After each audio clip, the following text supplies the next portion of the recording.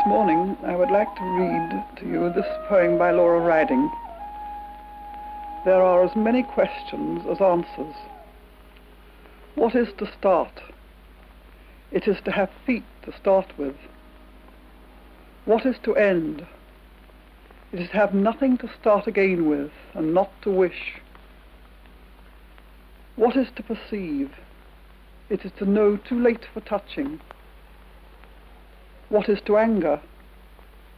It is to turn a word into a dumb word. What is to speak? It is to be safe but brave, even as in danger. What is to bear a name? It is to be. What is to whisper?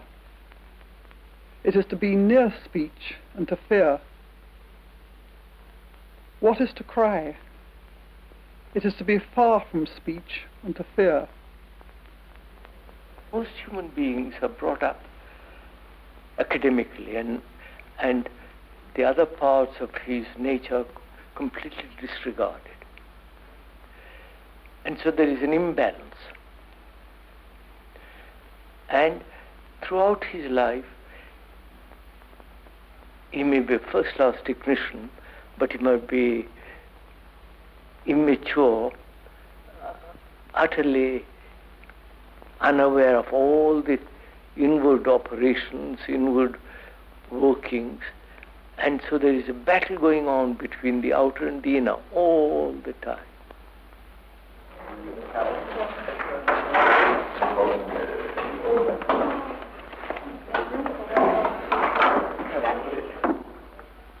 Now, what we're all trying to do here is to have excellency in technological knowledge, academically, but also inwardly, at the same time in teaching, to find a way of living in which every form of resistance, every form of antagonism to human beings, violence and all that, is understood and completely gotten over.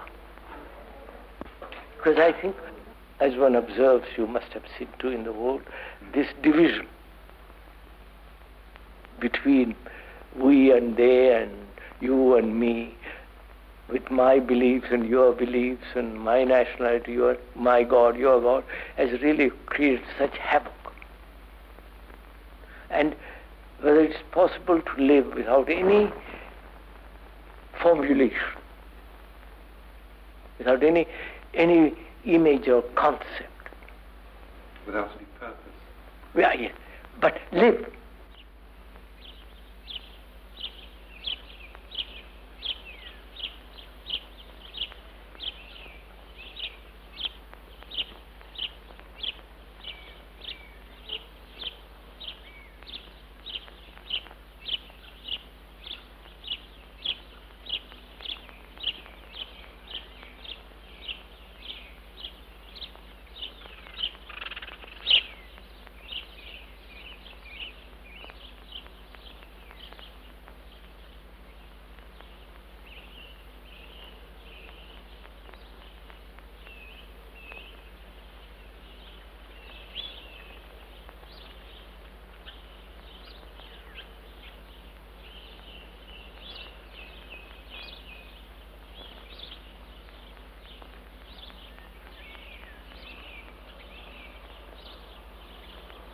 On exhale, you come down, his legs stretched.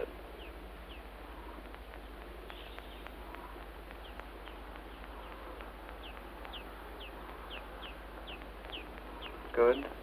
Sit on heels and rest.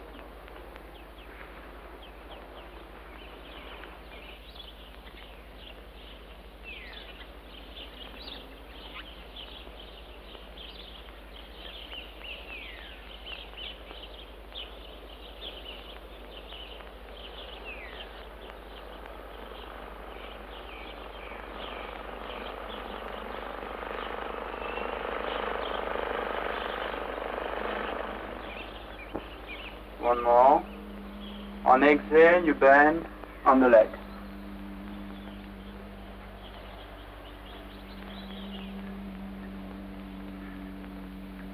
Stay.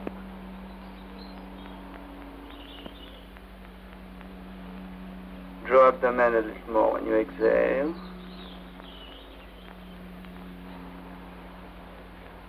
Good.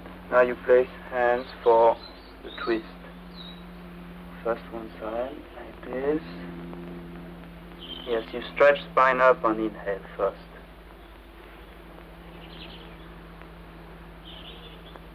Now you place head under the arm. Yes. Stay, inhale. Exhale. Stay. The head a little more. Right. Good. Come back. The other way. Like here. And this one, no, below. Here, yes. Stay, inhale. Head. Exhale. Now. Inhale. And you twist. Exhale.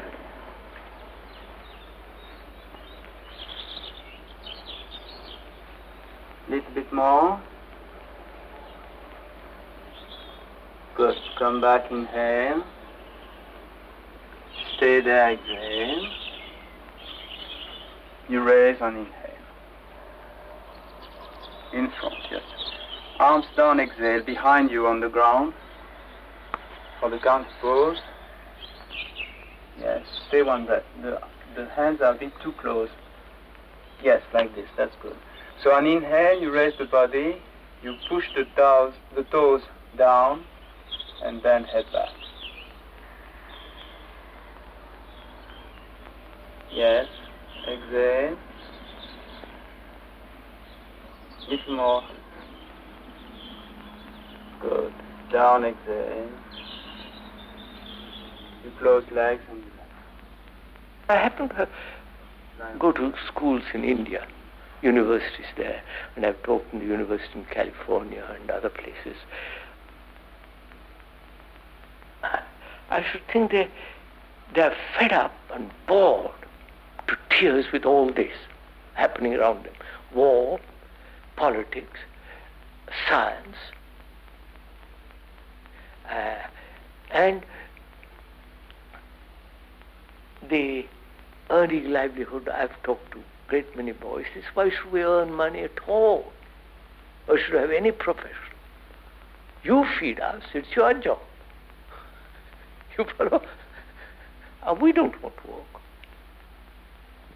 I think the persistent question is a different kind of life and experience. So they take to drugs, because that promises some kind of holy experience. Or they take to, sex becomes extraordinarily important because that becomes God. Because they have no other God which they can be happy with, and sex becomes almighty. And also I think the consistent thing would be freedom.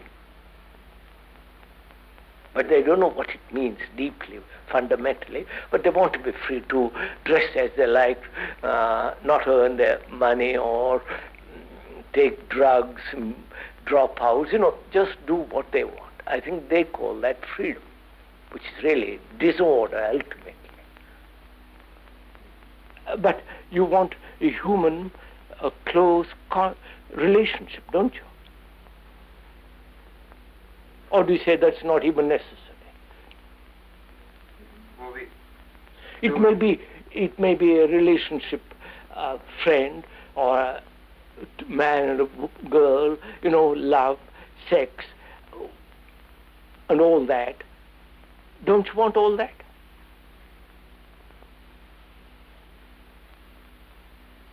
Do be little, be honest about it. Don't pretend. Because then there's no fun. If you say one thing and really in your heart you feel something entirely different, then you might just stop talking. But, isn't it the life itself? And the life itself, you must have a relationship. Yes, but what kind of relationship? Companions. Companions which you go out for a walk with, go to a cinema, go to. Most of the girls I know. Most of the girls I know want more of a relationship, a romantic relationship. You want romantic relationship? Is that what you want? Well, that's what most of the people I know. Yeah. No. Forget what other people want. What do you want? That romantic relationship, and that's your world you want to live in. No. Mm. So how can you? Most people want security, but inwardly there is such confusion, what's the point of it all? Attitude, what does it all mean? This going to business, earning money, getting married, as you saw, most of them say, why should I get married? Why should I have children? What's the point of it all? So but yet behind all this, you must have observed, and I'm quite sure you all see it, that there is a feeling of desperate loneliness. You want a relationship with everybody, with all the people you come into contact with, in which there is no resistance, no sense of separateness, where you have a feeling of great friendship, affection, not necessarily sex. You may or may not. Is that what you want? And would you work for it? Huh? Yeah. How would you set about it? If that's what you want.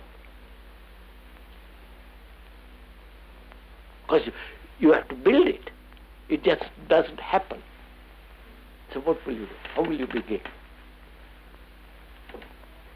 You understand the question? Yeah. Not to have any resistance towards anybody, and yet be honest to yourself. Yeah. Would you start by having no prejudice? No, I'm just asking how you would set about to create this kind of relationship around you, in which you find yourself happy, in which you find yourself living a life that you really think is good. In themselves they haven't found any stability. It used to be the stability of a belief, stability in my parents, in a social structure and all that, but all that's gone. So this confusion is in their uncertainty of ever finding something that's really worthwhile. You are capable of being heard, right? Why?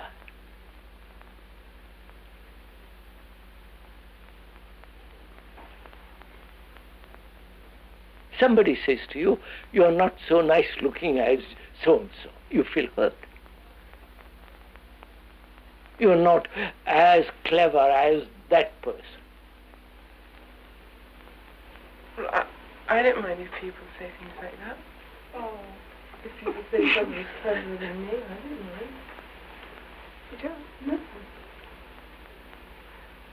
You don't mind? Then what do you mind? Wait a minute, what does she mind? Which hurts you? I know I've been hurt, but why? I'm trying to... Go into it. You get jealous?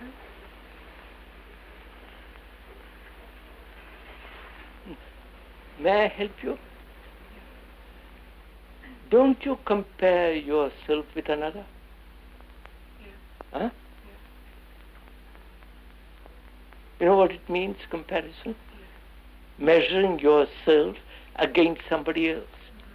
Hmm? Why do you measure yourself? Why do you compare yourself with somebody else?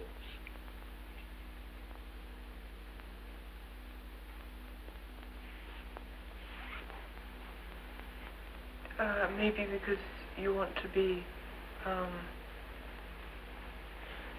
you think that person is good and you want to be like him. Yes. Huh?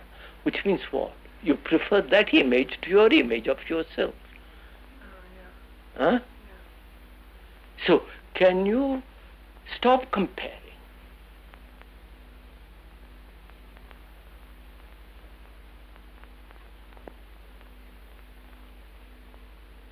Knowing when comparison takes place, which is measurement taking place between you and another,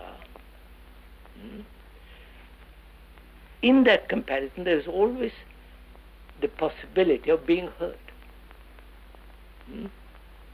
That's one of the causes of real deep hurt. I am not like you. I want to be like you, but I am not. And if she comes and tells me you're not like her, I get hurt. When you don't do that, what happens? Will you wither up? Huh?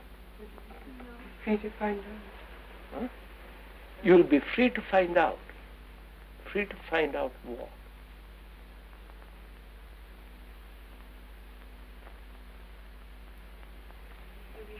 Free to concentrate on what you're doing for the thing itself instead of doing it so it'll be better than something else. Have you ever tried? Not compare? Yeah. Huh? I've tried. What happens?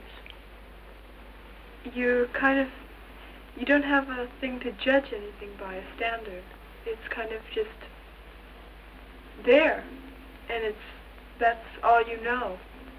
So you don't have any kind of judgment about it, whether it's good or bad. Would that mean that you're living in a vacuum? In emptiness? No. Huh? Then what does it mean? Probe into it. What does it mean to live without any kind of comparison? You know, comparison implies imitation, competition, aggression, right? An avoidance of what actually is. Will you be able to experience, a total relationship? What is real? Yes, but do you live that way? Can you live that way? Or are you just theorizing about it? No, I'm trying. Yeah, to live completely without any kind of competitive, aggressive, comparative activity going on inside you. Can you do that?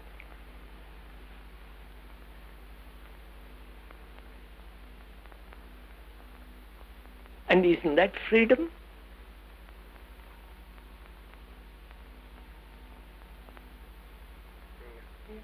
Huh?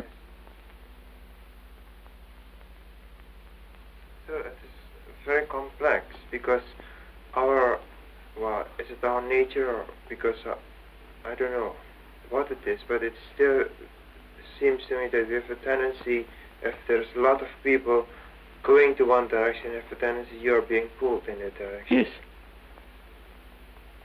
But in a way... Because we like to be safe, you see, Tunki. We want to belong to the herd. We don't want to be different. Because being different, we might get more hurt. You follow? Lose our job. And so on. Therefore, you say, well, I'll follow.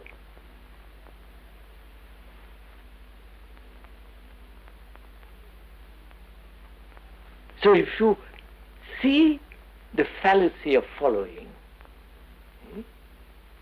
which is, and you can only see the fallacy of following it when you are learning about it. Therefore, intelligence comes, and you can't go with it anymore.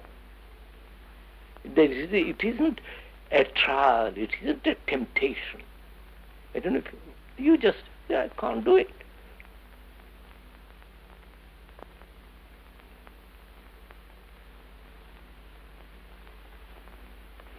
Might be in some circumstance you are going to suffer from it. I mean, may or may not, but don't speculate about it. You see, your speculation then leads you to uncertainty, and uncertainty says, for goodness sake, be careful, you'll get hurt, and back, you go back to the old herd.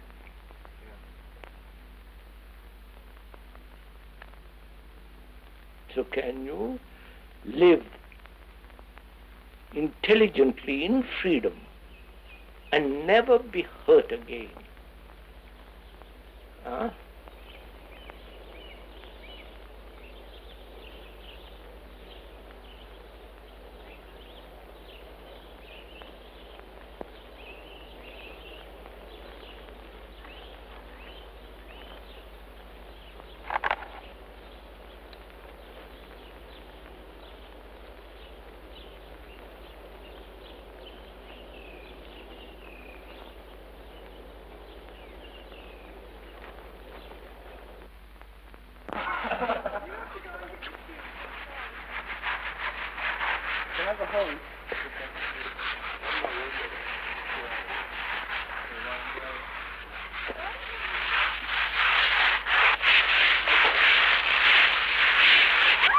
Oh yeah, that's a good idea.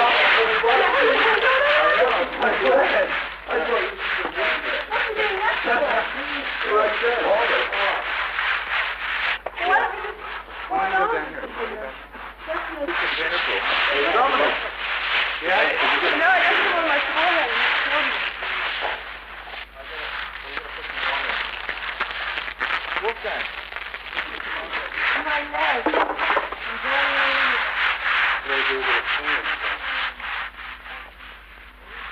I come and tell you to do something.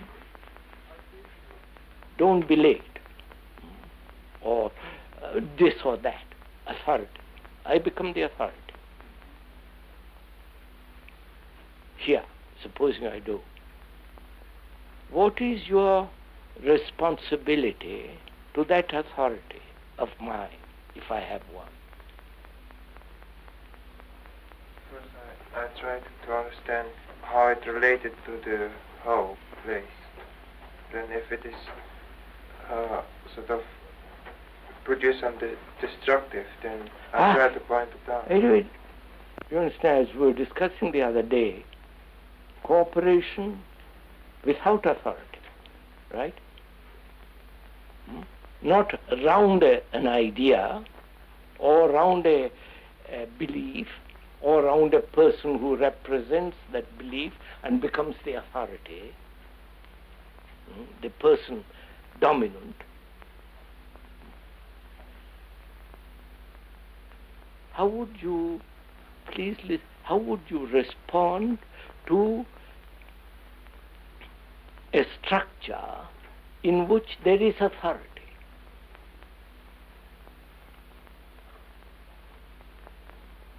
You have understood, learned, you have become intelligent, which says, I have no image, I don't compare anymore, I live. And you have to live with others who are full of authoritarian attitude towards life. What will you do? You know authoritarian what it means?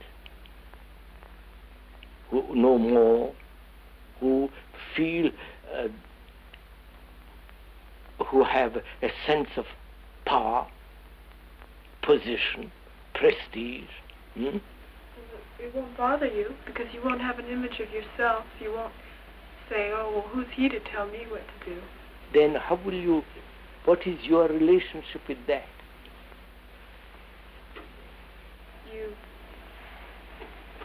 Well, you do, I guess. You do it. Well, you see it as it is, and your prejudices and opinions about you and everything else don't interfere with what it is. What you know. And you have no image of yourself to get hurt too. So, but you have to live in this community. What will you do? Yeah, okay. So if someone comes and tells me, don't be late, my reaction won't be, why does he have to tell me? But my reaction will be, am I being late? I should stop being late. So what is happening in there, between you and the so-called? You're learning. You are learning. Therefore, what does that mean? You're living in the world you want to live in. That's right. You are living in a world that you want to live in. You don't have any conflict. When an audience listens to you, your words seem to intensify their energy. What is it they receive?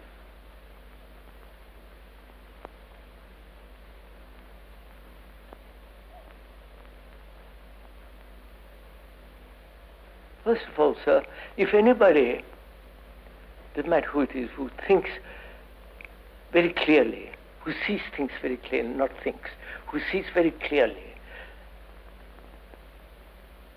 and lives what he sees clearly, not just words and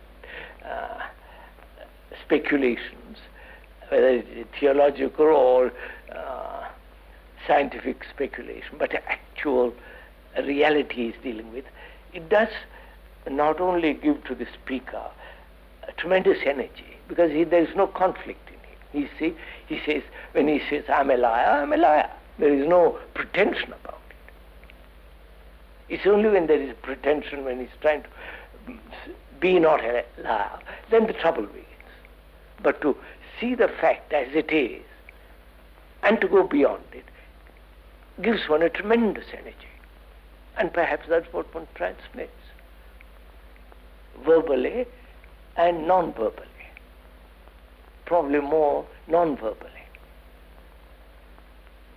Because also in that is implied that one cares, one has, affection, love, and all that comes out. That may be what one feels.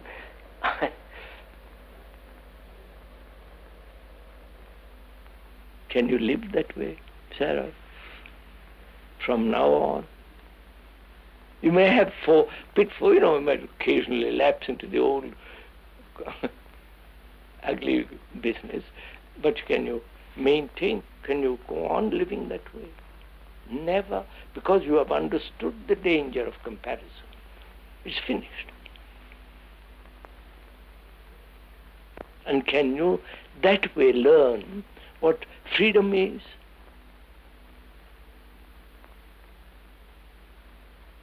We said the other day, freedom isn't doing what you want to do.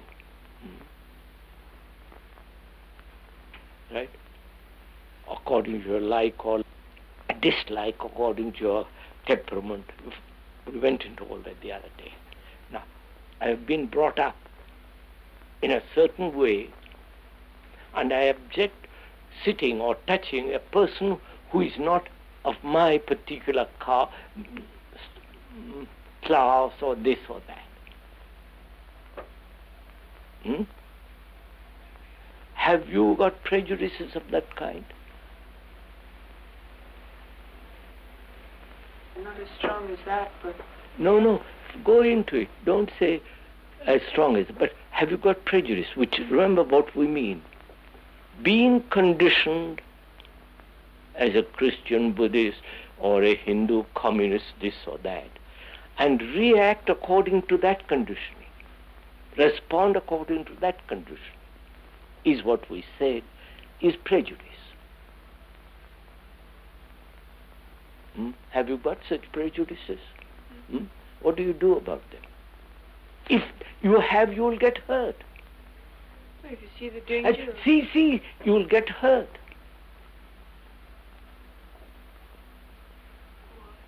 Why? Go into it, Sarah, you'll find out. Look into it. I may be wrong, look into it. Because that divides people, doesn't it? Yeah. Huh? Therefore, every form of division must produce conflict. The black and the white, the Chinese, the Maoists, the Stalinists, and the Trotskyites, you follow? The Catholic and the Protestant, the Jew, you follow? All this division inevitably breeds antagonism and conflict, war, and all the rest of it. So, Yeah, I see. you see?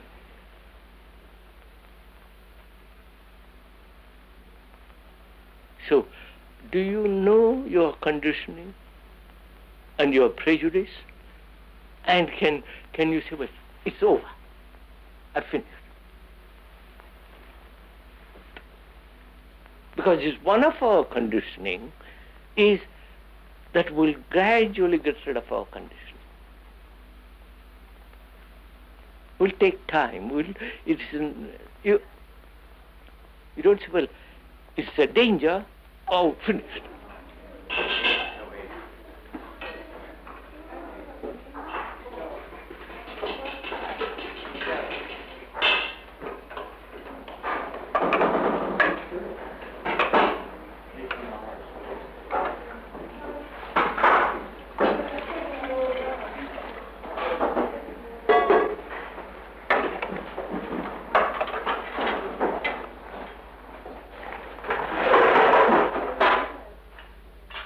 What happens when you become aware of your conditioning? Huh? Go on, don't push, it's your job, not mine. You can really see things clearer. You're kind of wide open to everything. No, not quite. Go, Sarah, and probe into it. So look what we have discussed just now. We said comparison.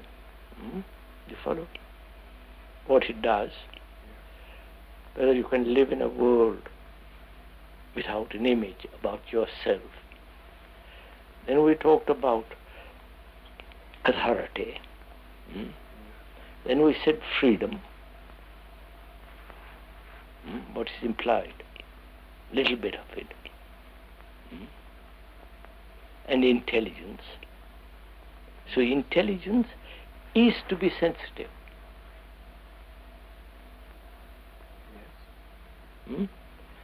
Both physically and in every way. Now, are you doing this? Is this the kind of world you want to live in? Which you have building, which you have trying to build in yourself, is that the kind of world you want? Otherwise you'll enter that world, which you now say is terrible, but as you grow older, you say, it's all right, I've got used to it, why do you bother? For God's sake, leave it alone.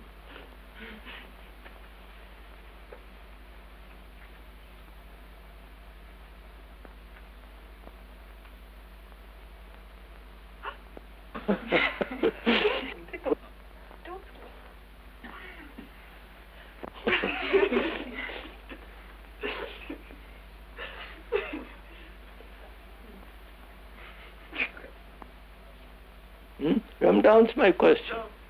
Sorry, I know that. I saw that insect on her head. Huh? Will you create this here at Brockwood? Because you're going to live in a community of people who want more or less the same thing. One may interpret it one way or another, but the general relationship is cooperation.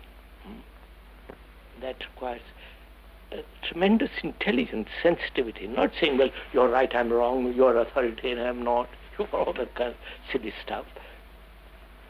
Can you manage this? For the next 6 months? Otherwise you're going to get hurt. If you can't do it here, you can't do it out there. Because this is your home. People care for you. They want you to live happily.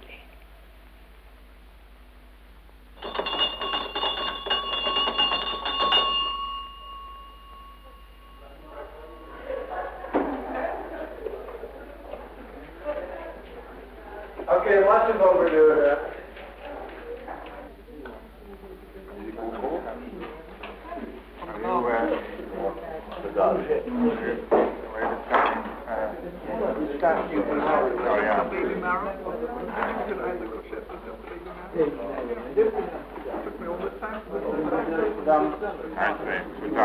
Introduction is very good like this.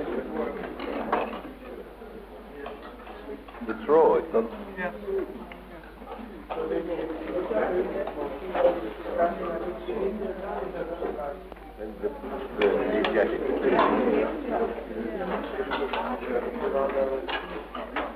What he's saying, what Rockwood is really trying to do, can you answer him?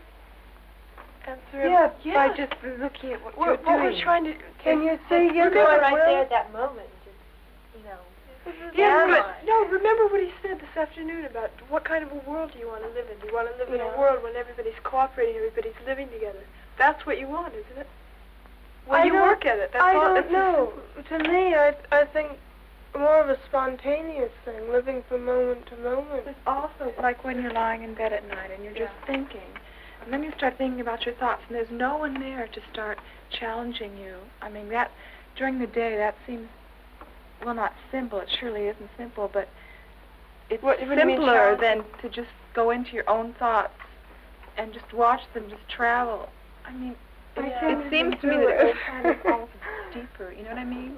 And it just get all, like I just get all confused sometimes. There must be authority of the road, legal authority, the policeman. But this dependency on another for one's comfort, for one's escape from one's own fears and boredom, loneliness, all that creates authority. And then word begins to conform. And in that conformity, there is the battle of trying to follow a particular pattern which you don't like or which you like, in which you suppress yourself.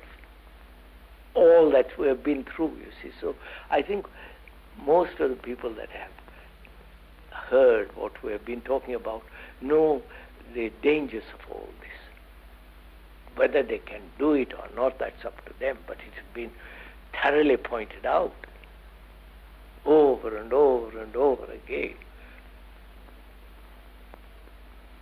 Then otherwise you'll build up a church. Yes.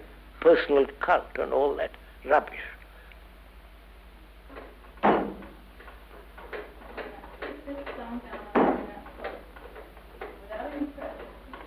When you cone up, same thing as coning down. Your thumbs rest on the top. You don't put any pressure on them, but they rest on the top. And then you squeeze with the rest of your head. Cone down now.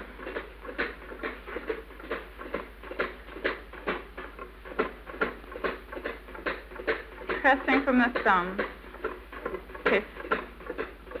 Yeah, that's pretty good. We are going to look whether this ratio has a limit or not when B tends to A. Description or the explanation is never the described or the explained. The word is never the thing. If that is very clear, I mean, really clear in the sense, one never identifies through the word the object, but sees that the word is not the thing. Like the door, the word door is not the door. If that is very clear, then words may be, though they are maybe dangerous, one sees the the danger of it and avoids it. I'm going for I remember that. Yeah.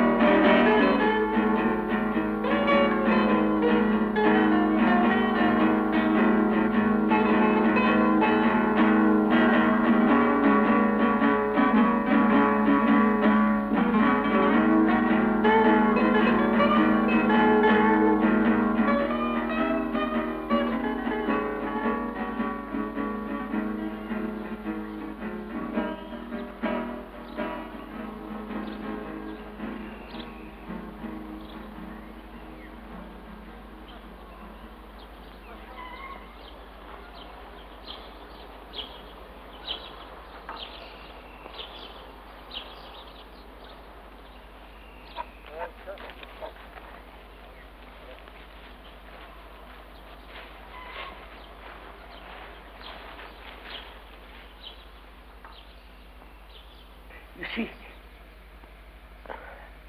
one must be sensitive, both physically and inwardly. Intelligence cannot operate unless one is really highly sensitive. Now, either you induce that sensitivity through various forms of fasting, superficial disciplines, and that strain does produce a kind of sensitivity. But that actually prevents intelligence operating. If sensitivity is the outcome of understanding, you follow what I mean?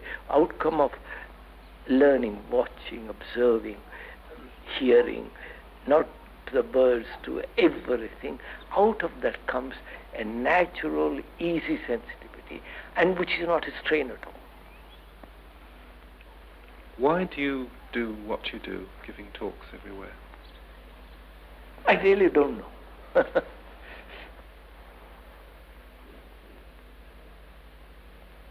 It isn't a habit. It isn't something which I've fallen into and I do it because I have nothing else to do. I've been doing this for 45 years and more. Not that I'm proud of it, I'm just repeating the fact. And I also have stopped talking to see if I depend on the audience and all that business. And I say, if I stop talking, it's all right. If I don't talk or talk, it's the same. And I do it probably, I don't know, out of affection. And also I think